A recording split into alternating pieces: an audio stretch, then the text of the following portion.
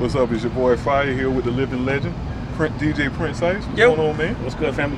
Appreciate the time taking with you. Yes, sir. Now, being a living legend, you've spent, I know you've spun millions of records. Yes. Being over your long career. Do you remember the very first song you ever DJed? When you did your first DJ gig, what's the first song you played? You know what? It goes back to when I was 5 years old. My mother says 3.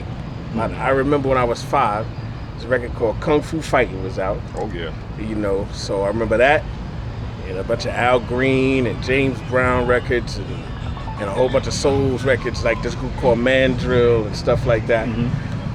And I had the albums and the 45s, so it's been a long time. Now, I remember you on Hot 95 in Batesburg. Yes. And that's the first time I remember you from you. But the first time I ever heard you on the Ice Cold Show on the Big DM. How did you begin your radio career? Hot 95, Johnny Green, he and AJ Savage, they heard about me when I was doing stuff in the street in Columbia. And they were like, yo, there's this kid from New York. I said, no, New Jersey. They said, same thing. He's just doing parties, and I was opening up for like the Fresh Fest and a couple of other shows with a couple of artists I was DJing for. And then it just started to be rocking parties and going on the road. All of this while, you know, I'm still in school. So the Big DM heard about me. Anthony Keefe, he rest in peace. He told Doug Williams about me, and they were at the Big DM at the time. So the Big DM offered me a part-time job, but Hot 95 offered me a full-time. Okay. And I had to take the full-time because one of two things. I was single at the time, but I had met my wife, so I was trying to start a life. So, you know, trying to be the grown man. I took the full-time job. That station, within a 2-year time, folded. And so Big DM said, well, come on over. Okay. And then been there ever since. Okay. Yeah. All right. Now, when rap hip hop started, and it started, everything was about the DJ. I know when I went to a concert, that's why I went there. I wouldn't hear the DJ. I went here to scratch and mix it. Right. Then over time, it started transitioning until it became more about the MC. Right. So what do you think caused that transition? What do you think? When do you think that happened, and what do you think caused that? It transitioned more so, I would say, in the 90s. Because throughout the entire 80s, it was the rapper. It was, you know, from the 70s, it was the DJ. 70s, middle 80s, DJ rappers. Late 80s, mid 90s, rapper, DJ. Late 90s or up to now, it's just rappers. Because now you see rappers without DJs. They bring an MP3 player to a party, plug it up, and let it roll. But then when they have a DJ, it's like having a band, like Run DMC, Jam Master Jay, and, you know, Will Smith and Jazzy Jeff, and anybody that had a DJ. A DJ is like a band, because he's doing everything a band would do with turntables. Right. So everybody's going back to getting DJs because you miss that essence. It's just a feeling you can't get from just a rapper. You know, you have to go back to the essence of it. It's like I tell people, you either gonna learn to play basketball on the court or PlayStation or Xbox. But when you learn on the court, it's easier to do moves on a game because you already have it embedded. Right. And that'll go into stuff about how DJing is going from vinyl to technology and still stuff too. So you still have to, start from the basics. Even though everything is advanced, the basics are still the core or the foundation of it. Okay. And thinking about going back to the basics, which you were just talking about.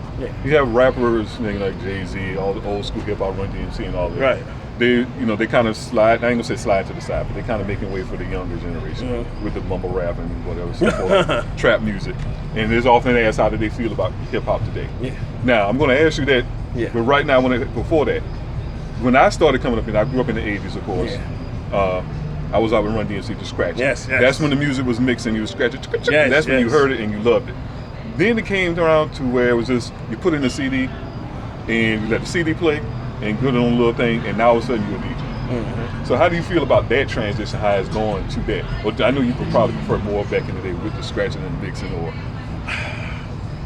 the thing about now is it ironically. Like you were saying, you go from people starting to DJ with vinyl, because when we all grew up. If you grew up in the 80s and 90s, you recorded music off the radio on a cassette. Right. Then started making your own CDs because you had a CD burner on your computer. But DJs were still using turntables. Right. Up until like the early 2000s when the CD turntables came out, like Right. CDJs by Pioneer. Nevertheless, DJs still had their style. Like, you know, I'm not gonna front. I was a kid in the candy store with technology. I would still use my turntables, but I bought everything that came out. Right. Because I wanted to teach myself how to use it in case whatever happened. CDJs came out, learn how to use it. Now you got controllers, know how to use it. But I can't get off turntables because it's like that's where it all came. And and the best stuff is just spontaneous. And everything that the buttons do on all the controllers and new devices, that came from imagination and innovation. So I feel like that still has to be a part of it, regardless of what the technology has done. The technology is only emulating what somebody dreamed about or thought up from the past, you know? Okay. So it's cool, it just not leaving that essence part out. So when you, like you said, anybody can buy a laptop and call themselves a DJ now. But that doesn't mean they have the skills of what a true DJ is. Okay. A true DJ, according to a historian or someone who's been around music forever, it doesn't even matter what genre, is a DJ knowing how to mix records. Right. And if he knows how to scratch, that's complimentary, like knowing how to put on a nice outfit and then putting on some nice matching jewelry or a watch or something. Scratching should complement the mix. Okay. But everything's so dry and bare now, and that goes into what you were saying about if we transition into that with the rappers, everybody in rap that rapped back in the day didn't want to sound like anybody else until Rakim came along, and then everybody trying to sound like Rakim. Right. Then they started sounding like Nas and Big Daddy Kane, and started trying to sound like Juvenile and Mystical, and so forth and so on. And boy, when Jeezy came out, everybody learned how to sell drugs that never sold nothing but candy at school. So that's the I guess the main crisis of where things are now. The Migos have been imitated to the point everybody imitated T-Pain with the auto-tune. It's not that they shouldn't have used it, but find your way to make it. It's like with anything you do. You know, I was a fan of Jazzy Jeff, Grandmaster Flash, and all of them. And when you're a fan of what they do, you practice what they do, but then you find your own way to make it have your signature to it. Right. So it says, this is my style. Right. But I'm influenced by. You know, that's a person that is one of my favorites, but this is my style. Okay. And people can hear, they say, yeah, I can hear your influence of Jazzy Jeff, but I hear you. And that's the thing that everybody in music, even producers, DJs, rappers, singers, producers, dancers, whatever you do, you still have to have something that says me. If it doesn't say you, then you just blend in and then you fade out too. Okay. And that's kind of what's sad for a lot of rappers. You know, if you start from 2000, from the crunk, turn up, lit, snap, swag, all these different eras. Right. How many people have survived these eras? The people that didn't sit in those eras. You know what I'm saying? You know, so that's the one thing that you want artists to do now. Jay-Z's still going platinum, and all the rappers that are having airplay all day, 21 Savage is not platinum. Right. Not platinum. The Migos are not platinum. And you would think they are by the radio play. Yeah, but they have all this radio play. And the Migos and Lil Uzi Vert are on pop records now, but they're still not platinum. J. Cole, Kendrick, Drake, Jay-Z. When Nas just throws a CD out there, it immediately just goes because the fan just says, "Oh, there it is." We buy it because it's him, because we know it's going to be good. That's the main thing you want, because you want them to be them. Right. I don't want anybody that sounds like somebody else. I want to know who they are. You know. So along that lines, you mentioned Jay-Z, and he drops and he goes platinum. Yeah. The 444 album came out. Yes. What did you think that? Look at that album like, breath of fresh air. Finally, something away from the mumble rap and the trap music. Or did you think it was a little bit over their heads? Because I know we get some mixed reviews. Old heads like myself and others who are historians of hip hop. Yeah. We loved it. Exactly. Then you have the young ones like, I ain't get it. Because I mean, when I first heard it, I was like, it's kind of slow. not what it's not what the kids are listening to. Yeah. So, but I don't think he put it out for the kids to kind of educate them. But how did you perceive it? He did what an artist is supposed to do. Mm-hmm. Make the music you want to make. Mm-hmm. Because why did we buy music in the first place? Because they made their music. Mm-hmm. Nobody sounded like Master P and No Limit Records before No Limit Records. Right. Nobody sounded like anybody on Def Jam until Def Jam. Mm-hmm. The problem is now everybody sounds like everybody. Right. And that's where the problem comes in. So you want people to stand out. And I heard all the mixed views. Everybody's like, well, Jay-Z's out, he don't have a club record, he don't have this, he don't have that. Dude, if you're old school, when Self-Destruction came out, it played in the club, it played in the schools, it played everywhere. It wasn't a club record, it wasn't a radio record, it wasn't a this record, or a record for your mama. It was just a plain good record. Okay. You know what I'm saying? Right, exactly. So artists just have to get back into doing that. And people, the sad part is people are convinced that they have to follow. Mm-hmm. If somebody's asked you, what do you think about this rapper? They say, well, how do you feel about this artist that says, I don't need to drop a Hot 16, I can just do whatever, you know what I'm saying? I feel like that's like a DJ saying, I don't have to do nothing but press play on the laptop. Mm-hmm. Sadly, the world today has been convinced that mediocre and below is okay. Yeah, exactly. That sucks. Mm-hmm. So you mean to tell me I went to music school to learn to play the piano and write songs and all this other stuff, and the kid could sit on a drum machine and go, bah, bah, bah, bah, bah, bah, bah, and have a platinum record? Yes, really? We might as well get the Casio back out with that little lion roar on it, if that's going to be the case. So I think that people just have to really just listen to the creativity and originality. Originality's been thrown out the window because everybody say if it don't sound like something else, then they don't like it. That's really not smart at all. Mm-hmm. So, and the music industry is ruined because what they trying to do is we have what they call the microwave. You're not putting out a hit after hit after hit after hit after hit. Oh yeah. They lose interest. Oh yeah. You think about it. We've worked with artists. Mm-hmm. I know you've worked with artists, and when you see people, I've heard record labels tell an artist, yo, that song is dope. You got a hit? Wait a minute, you just said the song was dope. Mm-hmm. Yeah, but it's not a hit. I said, what makes it a hit? Mm-hmm. Well, it's got to sound like everything else on the radio. That is the biggest lie being told to people. Mm-hmm. So if it sounds like everything else, when those styles play out, remember I just went through all those different styles that just came out in the millennium. Right. Who is classic? It's artists that have been around for 20 plus years still making hot records. It's artists that have been around for 10 years that made different records amidst all the changes, i.e. the Drakes and whatever, that still make records and still can survive the changes of the industry. And then like you said, with a Jay-Z, the reason why that album was refreshing because it wasn't like anything else. Right, exactly. It wasn't like any of his old stuff, and it wasn't like any of the new stuff out here. It was just a good album. Exactly. That's all you're supposed to want. Exactly. Give me a good album. The lyrics are tight, the beats are dope, and they can be different. But and that's what we're missing is lyrics. I love lyrics. I'm a poet by nature, and I love lyrics. If I can sit here and listen to a song and they keep saying the same thing over and over and over and over and over and over again. It's like when Remy Ma came out with the diss track for Nicki. Right. I was like, lyrics. First of all, she had lyrics. Second of all, I'm glad there's another female in the game that's coming out.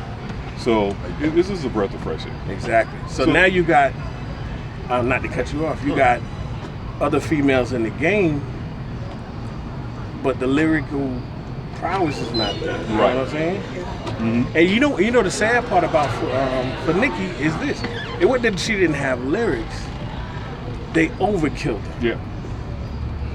They overkilled it. She, I watched her come up in her when she was freestyling and making the street mixtapes. She was rough. Mm-hmm. The industry, and you said it, the industry is telling you because it's like you do something and you make it succeed. Everybody's like, ooh, I need one of those. Mm-hmm. No, you need to make something of your own that will succeed. That's why that worked, because it was original. It wasn't like anything else. Mm-hmm. So when you start making duplicates like knockoffs, Nikes and fake whatevers, nobody wins. And it seems like they right now they're doing it. She kind of, I mean, she won't get it. Yeah. She's kind of modeling after Kim. Yeah. But now Cardi, with her hot #1 song now. Right. But when you look at the video, all I see is Nicki Minaj, in a sense. And it's kind of like what you're saying. They're follow suit. And I'm happy for her for the success of the song. Yep, great song. Because the irony of Bodak Yellow is it didn't exactly sound like anything else, but it didn't stand so far out that it sounded totally different from everything else. It had a beat that you'd hear anybody that's out now, yet the beat is still dope. Right. But she stood out, so that's the key. And then plus it was just something different for everything else. It wasn't the I got to offend. I was like, no, you can understand her. Every word. Yeah, she ain't spitting metaphors. She just spitting. So you that hardcore. You could bother me. That takes you back to Fox Spooky Brown is bad. Exactly. Because you want to hear. Female MCs was killing male MCs at one time at hip hop. Exactly. And you want a female MC to do that because it's not about female MCs don't compete against each other. They compete against everybody. Yeah. So you just want them to be dope. And you want to hear lyrics that you can repeat. Yes. I don't want to sit in the car and be like, no. Just only know the chords. There's a phrase that I have, and it goes like this: every classic is a hit, but not every hit is a classic. So who's gonna want to hear Bodak Yellow next year? I could name artists that'll make some people mad, and I don't want to piss off no industry people, but I can say it. OT Genesis has had 4 major hits since he came out. I'm in love with the Coco. Yeah. Push It, Cut It, and Thick. Now he has mixtape and people may play cuts, but those are the only 4 songs that the average person listens to and remembers. So you want to hear those songs. And like I haven't played On the Love of the Coco since it came out. I might if I'm at a party and I want to drop it, but I can't play the whole song. It's like when Soulja Boy made what's that song? Turn My Swag On. Okay. That's anything. Now I can still play She Got a Dunk by Soulja Boy and Girls Who's Good Money. Right. And you can still play Superman by Soulja Boy. Crank that rather. Classic. Dunk, classic. Got it. Turn My Swag On. It died because I had a kid tell me I played at a kid party and the doctor said they sung the first hook. Then when it went into the verse, I let it go for her. And a girl walked up to me immediately and said, you can cut it off now because we don't sing that past that part. And that's what's happening to a lot of the music.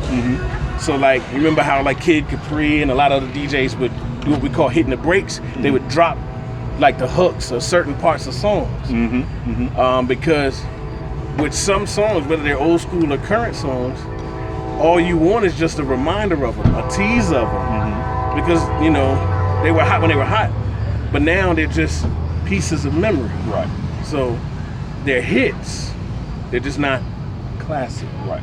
So you don't mind hearing hits, but you never stop listening to classics. I'll pull out Illmatic just because. Yeah. I listen to a Bob James record or anything by James Brown or anything by, I'll listen to 400 Degrees by Juvenile all the way through.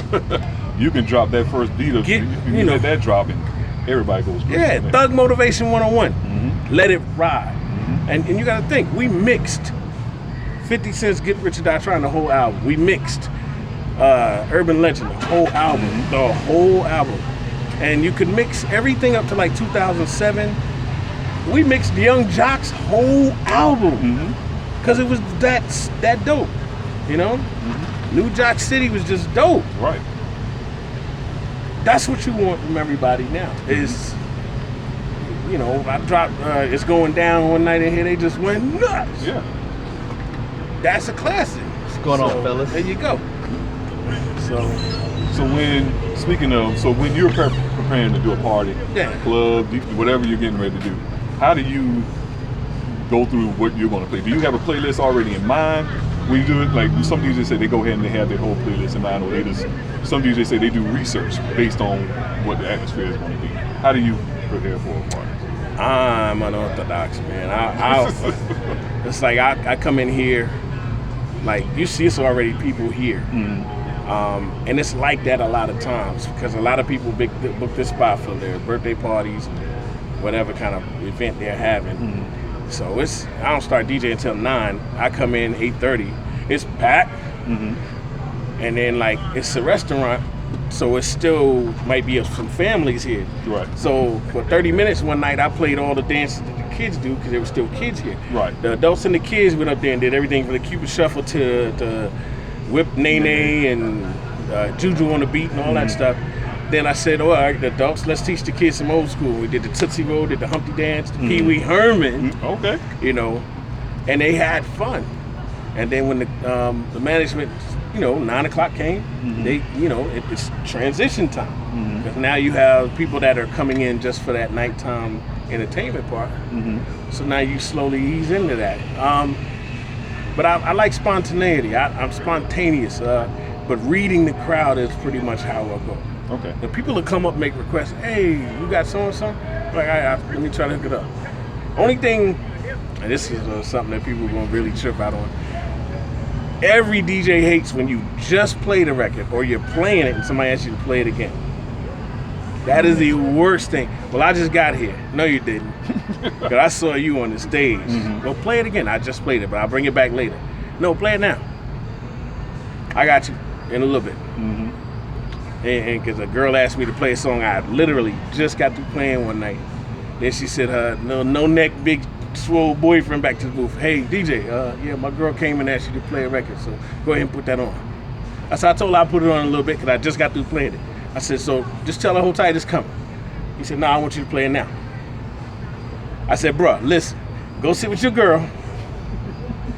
You go have fun. Y'all go get her ready. I said, because when I play it, if she ain't ready, I'm not going to play it again. I said, now go ahead. He said, yeah, but just play it now. And then people try to muscle you, you sort of wanting to say, I don't curse, so I'll be like, you see what he's saying? You might want to step out the booth. Right. I ain't swinging to none of that, but no.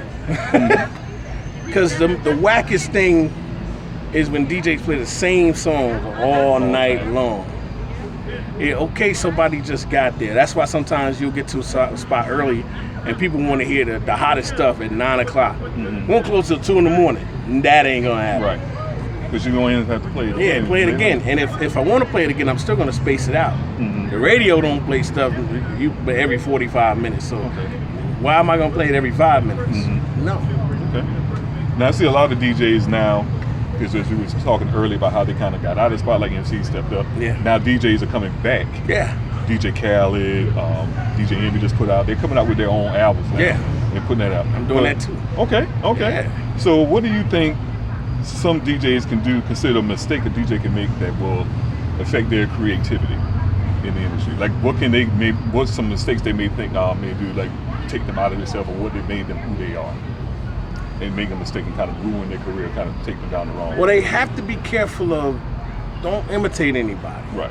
A DJ becomes a producer. It's just like, Puffy wasn't really making the beats. It was Tony Dofat and, a bunch of other people. But the producer's not always a person that creates or composes the music. The producer's a person that also sits there and goes, all right, look, let's do this. Let's do that. Yeah, he gonna set that thing on fire. We gonna move over here to this light. Where it ain't on fire. I think that,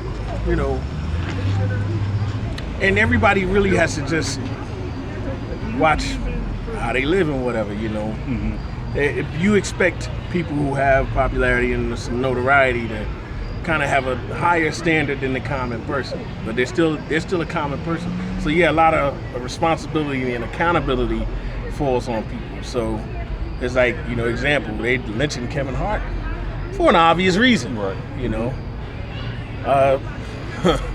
We go on and on about what celebrities do that hang themselves, but then they bounce right back. R. Kelly go through whatever, and he still come out with the dopest album you've ever heard. We forget everything. And people forget and be like, nah, I gotta get that. Okay. I can't stand them. That's what the Girl Scouts do. That record is crazy. Step in the label of man. Yeah, to get a lot of stuff. Exactly. What? Trapped in the closet, man. To get a lot of stuff. Exactly. Because we wanted to hear that next hit. No, he can't go to jail. We got to hear that next one. What's number 12? What's number 24? They forgot about the video and watched all 32 videos of Trapped in the Closet. So you traveled to many different cities, different spots. Yeah. What's been the toughest place you think you've ever played? One place where maybe you couldn't, no matter what you played, it was like you just couldn't. Have you ever? You know the irony of that? It's here in South Carolina. Wow. We played overseas. I DJ'd for Carnival for 7 years. Oh, okay. And I love when you have that mix of different different people from all over the globe. Because then they don't want to hear the common stuff that you don't want to hear every day. You know, they ask you for stuff that you normally won't play. And a lot of it is mostly old school. Right.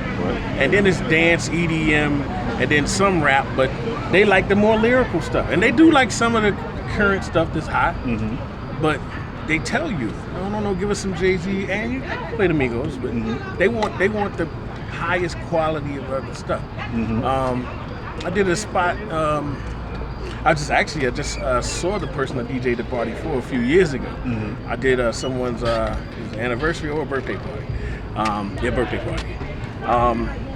They rented out this big auditorium, filled it up with people. I'm going in on everything. It's an older crowd. I think everybody was like 30 and up.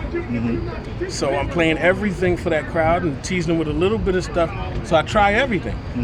Play some line dances, a few people get up. Play some slow dances, a few more people get up. Play some current R&B and just a tad bit of rap. Then I start playing a little more rap, then go back to the R&B, then go switch it up to even different genres. At the end of the night, all the people that come up to me, boy, you was jamming. I said, I can't tell. You was sitting down all the time. Oh, you was and you ever been somewhere where people are chair dancing? Yeah. They killing the chair. They're like, ooh, but they won't get on the dance floor. Like you paid all your money to come in here and you're not gonna dance. Whatever. And don't even make me start on that. Now that like go to any other scene now. You know, it's cool for people to take pictures and do selfies and video, but people can't even enjoy concerts or events now because all they're doing is holding their phone up. You know, Keith Sweat told people to put their phone down when he was at the fairgrounds on Friday night. Okay. And enjoy the show. Yeah. You know, you're missing the show trying to watch the show through your phone. Exactly. You know? Exactly. And that's what technology is one of those. Yeah. So, go ahead. Yeah, technology has its pluses, and those are just the side effects. People forget to still be real about everything at the same time. Now, at one point you were teaching courses at Columbia High and C.A. Johnson, now one-on-one music business. How important was that to you? I felt so privileged to do that. But what it also did was incentive. To stay in my class, every kid had to have no less than a B- or a C+. I was trying to require an A, but they got there because there were kids that were in school. They had, I don't know how they escaped from grade to grade, but there was some kids getting ready to graduate with an I, and you're like, what is an I? An incomplete. Oh, wow. Yeah, an incomplete. So you're gonna graduate with an I.